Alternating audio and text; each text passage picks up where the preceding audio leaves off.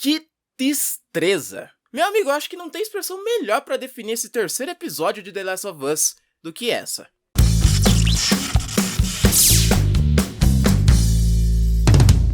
Oi, eu sou Alan Rodrigues e sejam muito bem-vindos ao Blackout em Série. Meu querido, aqui quem manda é você. Como no último vídeo tivemos muitos comentários pedindo pra eu continuar com as análises de The Last of Us, eu não podia ignorar isso e por esse motivo cá estou eu novamente trazendo mais uma análise para os senhores. Infelizmente eu não consegui trazer a análise do episódio 2 a tempo, porém, por incrível que pareça, isso aconteceu por um motivo bem especial e em breve vocês vão saber mais sobre isso. Mas por agora, quanto ao episódio 2, existem algumas questões que eu simplesmente não posso deixar passar batido. E a primeira delas é o fato desse segundo episódio se iniciar exatamente como o primeiro, com um flashback dos acontecimentos antes do apocalipse. Só que dessa vez, demos uma passadinha na cidade de Jakarta, a capital da Indonésia. Esse nome não é estranho na série, né? Pois é, o fato é que essa é exatamente a mesma cidade que foi mencionada no rádio lá no primeiro episódio. Isso é muito interessante porque, ao mesmo tempo em que esses flashbacks parecem meio sem conexão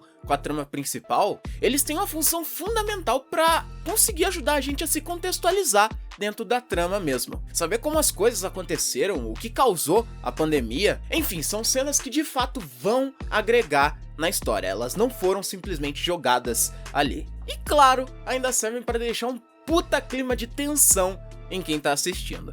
Fala sério, cara, aquele momento em que a professora, a pessoa que é especialista no assunto e estudou os fungos durante anos, fala: olha, me escuta e me escuta com bastante atenção. Não tem cura, meu chapa. Já era. Se você quer pelo menos tentar salvar o restante das pessoas, você vai bombardear essa cidade com todas as pessoas dentro. E foda-se. Cê é louco, bizarro demais, cara. Outra coisa muito interessante que nós tivemos nesse segundo episódio, que inclusive tivemos uma pincelada maior nesse terceiro, foi a ampliação da mitologia por trás dos infectados. Uma coisa bem interessante que foi dita pela Tess é que o fungo também cresce no subsolo. Fibras longas como fios se estendendo por quilômetros. Se você pisa em um fungo em um canto, você pode acordar uma horda de infectados em outro. E eles vão saber exatamente onde você tá. E cara, isso é assustador. Não dá nem pra imaginar o quão difícil seria sobreviver em um universo desses. Por um descuido você poderia acabar com uma horda de infectados batendo na sua porta. E o fato é que foi exatamente isso que aconteceu no finalzinho desse episódio, quando aquele zumbi acabou atraindo aquela horda ali pro Capitólio. E por fim, o acontecimento principal desse episódio com certeza foi a morte da Tess e, claro, aquele beijo bizarro entre ela e o zumbi que, enfim, dispensa comentários, né? Velho, quando eu vi aquilo pela primeira vez, a primeira coisa que eu pensei era se aquele infectado havia tido algum tipo de relação com a Tess antes do apocalipse. Lógico, segundos depois eu já assimilei que aquilo não era possível, e aí eu parti para minha segunda teoria, que provavelmente é a resposta do porquê esse beijo aconteceu. E o fato é que, diferente de outras séries e obras de zumbis, The Last of Us se diferencia porque o objetivo dos zumbis não está em devorar carne humana, mas sim em propagar a infecção da melhor maneira possível. E talvez os infectados só tenham um comportamento hostil porque as outras pessoas estão resistindo a serem infectadas. E como a Tess não resistiu e abraçou a morte de bom grado, como já dizia no Harry Potter, ela foi acolhida pelo zumbi com esse beijo delicioso. Que nojo. Detalhe especial, vocês perceberam que o Joel não derramou uma lágrima sequer pela morte da Tess? Já vou falar sobre isso. Agora sim, quanto ao episódio 3, quando eu cliquei pra ver esse episódio, na hora eu já estranhei que não tinha nenhum flashback. Tipo, eu já fiquei, ué, será que esqueceram de colocar? Eu cliquei na série errada. A série errada não é, né? Tá a vinheta do The Last of Us aqui, pô. O que aconteceu? O que eu não contava era que esse episódio seria um flashback gigante. E isso não foi ruim não, tá? Na verdade foi bom pra cacete. Eu achei muito interessante que eles utilizaram uma história totalmente avulsa pra se conectar com a história do Bill e do Frank. No momento em que a Ellie e o Joel estão falando sobre aquelas pessoas que foram queimadas vivas, temos um foco nos esqueletos no chão, e aí já temos um corte seco mostrando de quem eram aqueles esqueletos, que no caso era de uma mãe e o seu bebê. bem pesado, né? Mas aí, quando você acha que a história a ser narrada vai ser essa, já aparece o Bill observando tudo de uma câmera e aí você já entende que a parada aqui é outra. E falando do Bill, é muito bacana a forma como eles retrataram como esse personagem sobreviveu nesse início. E logo de cara a gente já percebe algo que inclusive foi mencionado posteriormente no episódio, que é o fato do Bill não ter medo. Ele faz a sobrevivência em um mundo completamente destruído parecer um dia de acampamento em uma colônia de férias. Bizarro, cara, o cara é simplesmente o MacGyver brasileiro. Em seguida temos a introdução do Frank e a construção do relacionamento entre esses dois personagens. E é muito foda como, narrativamente falando, o relacionamento entre esses dois é algo bem simples. E é exatamente por ser tão simples que você se conecta imediatamente com a história que esses dois estão vivendo.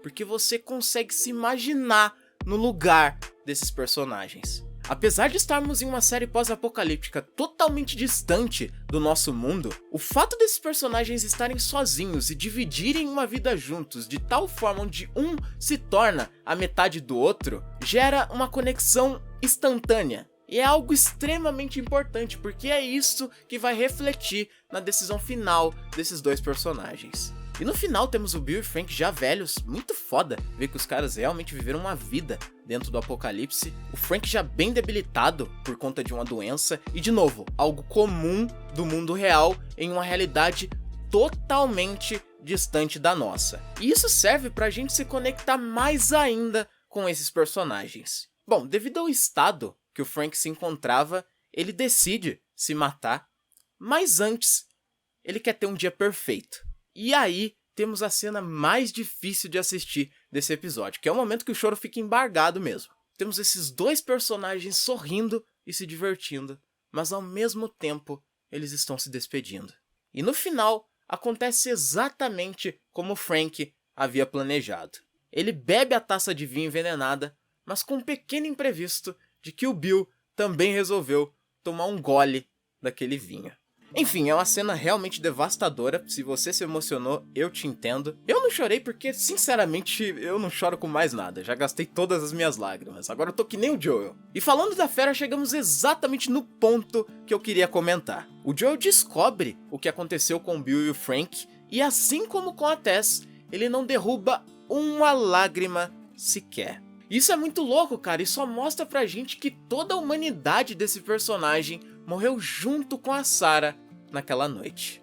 Porém, talvez esses dias de coração de pedra estejam prestes a terminar, porque o final da carta do Bill pode ter reacendido uma velha chama no coração do Joel. Como o próprio disse, eu odiava o mundo e fiquei feliz quando todo mundo morreu. Mas eu tava errado, porque tinha uma pessoa que valia a pena salvar, e foi o que eu fiz. É pra isso que homens como eu e você existimos. Esse é o nosso propósito.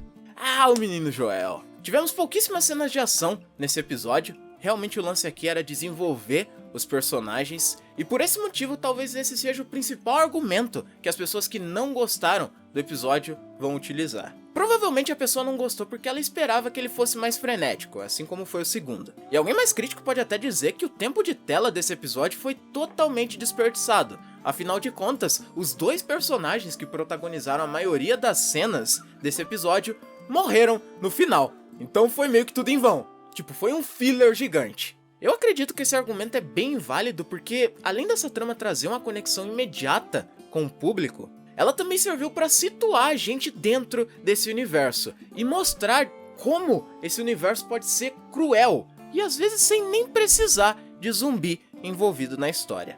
Bom, eu gostei muito desse episódio, pra mim ele não se destoa do nível apresentado na série, porém, o segundo foi melhor que esse. Na realidade, esse é o momento mais baixo da temporada até o momento. E é claro, isso na minha opinião. Mas eu vou deixar esse debate com vocês aí embaixo nos comentários. O que você achou desse episódio? Comenta aí que eu quero saber. E claro, se você curtiu esse vídeo, deixa o seu like aí embaixo para dar uma força aqui pra gente. E se esse é o primeiro vídeo que você está vendo aqui no canal, não se esqueça de se inscrever e de ativar as notificações. Pô, me ajuda aí, cara, não vai te custar nada, tem tanto canal transbordando de inscrito e o nosso canal aqui, na Humilda, precisando tanto de mais inscritos pra gente continuar crescendo. Então, dá uma moralzinha aí pra nós e clica no botão vermelho.